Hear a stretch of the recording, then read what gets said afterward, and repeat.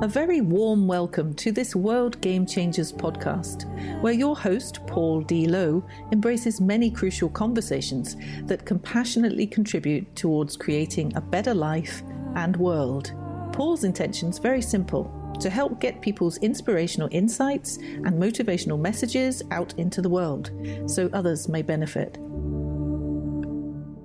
Hello listeners, and welcome to this World Game Changers podcast episode. Today I'm joined by a lady from the south of England, a returning guest, Rebecca Wheele.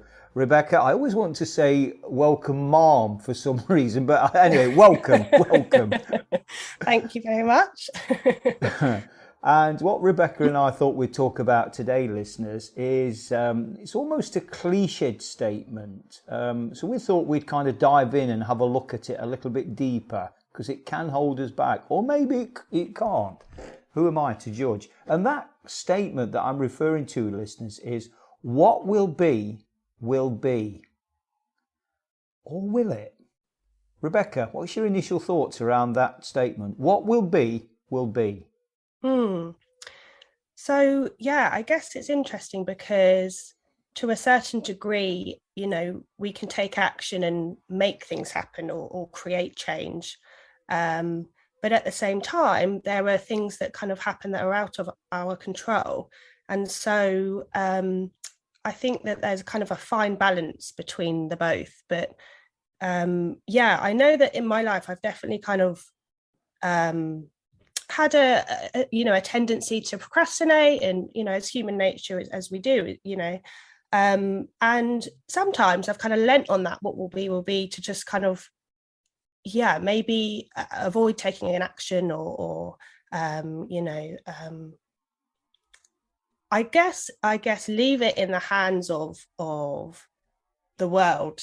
But that's, you know, that's all great. But if we're not doing anything and we're not taking any action, then you know, we're kind of leaving it. We're not kind of yeah, I don't know. I think the key word there is action, isn't it? Yeah. And then on the back of that action is actually, paradoxically, letting it go. Because we take action and we put energy into it, we put resource into it, time, money, emotion, whatever it may be, that desired outcome, whatever it may be. A relationship, a work situation, a project, whatever. The principle's the same. And certainly what I've found is over the years is to be able to devise a strategy. So what's the intended outcome? Devise a strategy around it, take the necessary action, and then actually let it go. And people say, well, you've put all that time, effort, and resource in, and then you're going to let it go. Yeah, because as we know, I think the only way you can the only way you can guarantee your own success is when you do something with yourself. Because once you start bringing in external resources of people, you lose that, and I use this term loosely, but control. Because he or she, whatever those external influences, they'll have their own perceptions of what the outcome is, and that'll get diluted or tweaked or enhanced. And so we lose that intended outcome for ourselves. That's why, and Rebecca, you've been on the coaching journey, that if you're goal setting, I always recommend or say that the less people you can include in your intended goal, the better. Because by description, you bring in other people, you're reliant on them for your outcome. Bit of a mouthful there, wasn't it? Yeah, and it's interesting as well because, the letting go, if there are other people involved and there are these external things, attached to the goal, I guess it's even more important to be able to let go of it in that case because, because then otherwise there's this expectation and kind of, I guess then is where you can say what will be once that action is taken and once, but how have you found in your life you've been able to kind of let go? Like, what is it just been a case of kind of telling yourself, I've taken this action and now letting it go? Like what has been the kind of way in which you've done that? I think it's hard-nosed experience really that's taught me that, you know, you can plan as much as you like and organise and commit and all these things, which, you know, are my traits. This is what I do. But it's that realisation that ultimately you kind of almost give all those resources for an intended outcome unconditionally, because you know there are going to be variances on it. And it's just hard-nosed experience, frustration, anger in the past. It's like, well, I've done all this, and, you know, you promised me this, and you promised me that, and da-da-da, and da-da-da, and da-da-da. And you didn't do it. Why? And I think you get to a stage where, almost for your own sanity, that you would just have to let go of it. And you almost at the outset, when you're setting, you know, certainly now when I'm setting an intention, and that's why I don't make plans, I set intentions. Because plans for me, you know, what's in a word? Words have energy, as we know. And my understanding and my perception of the word plan is it's quite systematic, almost semi-rigid. And this goes back to my own engineering days, you know, where things were very scientific, planned, organised, etc., etc. And that's why I don't make plans anymore, because the intended outcome is invariably different to what we first set out, if that all makes sense. So I set the intentions, and experience has taught me then, okay, I'm taking all the necessary action, and I have faith to know that what will be will be. Yeah, because there's a reason for everything that happens, and, you know, it's divine forces, you know, the greater kind of energy and just divinity of the earth and the universe and the whole cosmos and everything that's going on is kind of greater than what we can really conceive of. So there are always these forces at play as well in our life, and I guess being attuned to that and listening to that and being still and really being in connection with that to be able to guide us is massively helpful in that. And even if, you know, one of these situations of say not taking action and leaning on the what will be kind of cliche, even that has a possible lesson in there, or a possible meaning of why that's happened. And I guess we've talked a lot about, as long as you kind of learn from that situation and take the learning and let go of the rest, and then just trust that it's, you know, all happening in the way it's meant to be happening. And this is what Spira refers to as experience, because we do get attached to outcomes, but there is actually only the experience of the mind, the body, the world. And by the world, I've said this many times before, they're the five senses that Spira refers to. And certainly for me, it's a model that makes beyond sense. It really does. But yeah, and I think there's the other thing, Rebecca, is there not, that our perception of what taking action is all vary, certainly from individual to individual generally, but certainly within the masculine and feminine energies. Because, you know, in the more masculine do energy, it's like my interpretation of what taking action is, just from an energy point of view, is going to vary to what yours is, from a gentle feminine perspective. That's very true. That's very true. Because I've often found, sometimes for me, taking action and actually moving things forwards doesn't always look it in the way that may seem, in the sense that if I was looking to create some art or something, and, you know, I would, say I'd sit down and I'd start getting the paints out, and that would look like taking action. But actually, what I've often found is that I get a bit stuck and I get a block and I'm kind of not in the right space. So the taking action is actually going to go and sit in a quiet space and meditate and really tap into what is that actually I'm doing? What is my intention with this art that I want to create? And that actually, paradoxically, be in that space and sit in that, is the taking action, which can then lay the foundation for being able to kind of create a good piece of art. So it's interesting how it can kind of look, in these different ways. And maybe that's more of a feminine energy way of approaching it. I don't know. What would you say about that?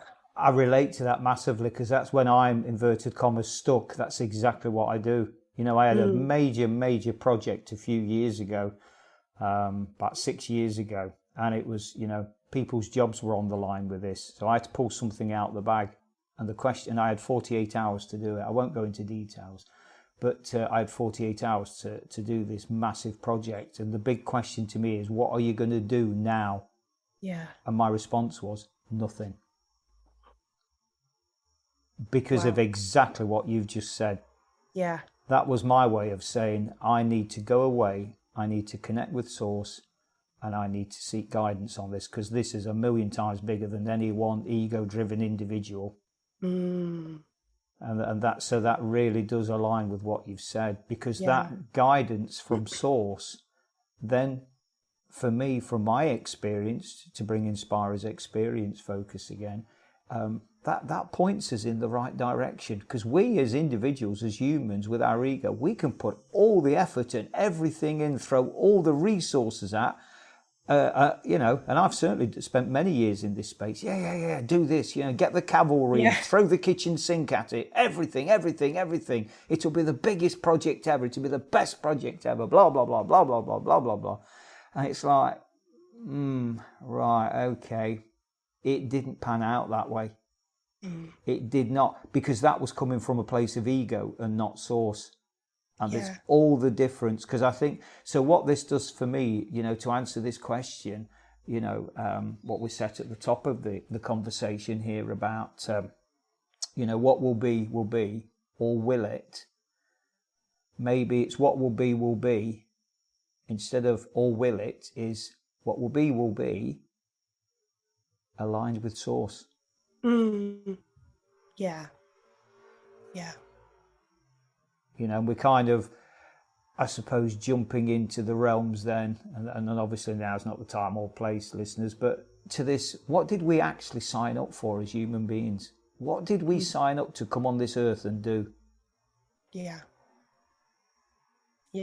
And that's getting in tune with that, and then surrendering to that, and surrendering to the fact that, yes, okay, I'm aware that I've put all these resources now into this intended outcome, this project, call it what you will, but I let go of it, because my expectation, see, even using words like expectation, we're going into the realms of ego now, and that can be a very dangerous place to go, as we know, because it sets us up for words like, it didn't come out how I intended, I'm a failure. I've been down this road so many times. So it is about setting intentions. It is about taking guidance in that silence, in that space, in that peace of, okay. And I suppose the big point here is trust your intuition. Even if your head's saying X or Y or Z, because as we know, the head can be full of fear.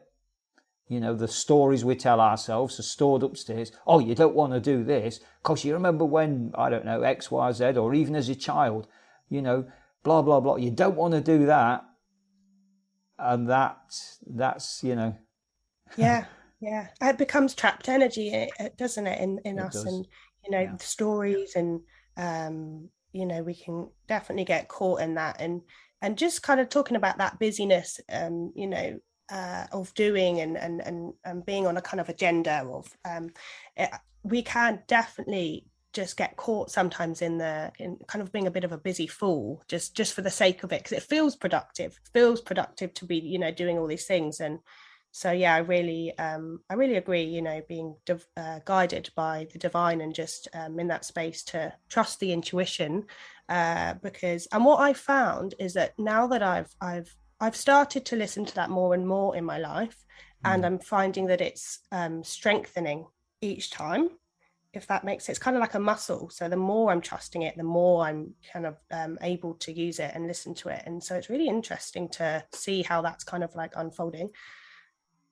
Okay, I want to ask you, as I do, a sort of final question, but park that question for a moment, Rebecca. How can people reach out, get in touch with you, find out more about you?